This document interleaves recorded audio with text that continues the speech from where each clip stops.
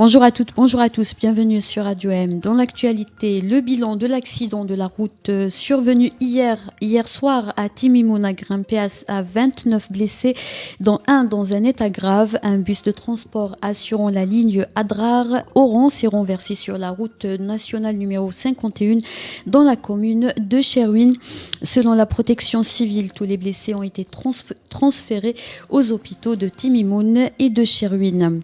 À Buira, 16 élèves d'une école primaire à Sololozlan et leurs enseignants ont été transférés ce dimanche à l'hôpital des suites d'une asphyxie au monoxyde de carbone.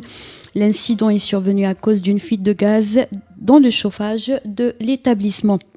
La Cour d'Alger vient de condamner en appel le patron des laboratoires pharmaceutiques Mérinal Nabil Mellah à 4 ans de prison ferme. La même peine a été prononcée lors de son procès en première instance tenu en juillet dernier. Le patron de Mérinal est en détention provisoire depuis mai 2021. Il est accusé d'infraction à la législation des mouvements de capitaux et blanchiment d'argent. L'Algérie et la Jordanie viennent de renforcer leur coopération en marge de la visite du roi de la Jordanie Abdallah II à Alger. 5 accords et mémorandums d'entente ont été signés ce dimanche dans plusieurs domaines.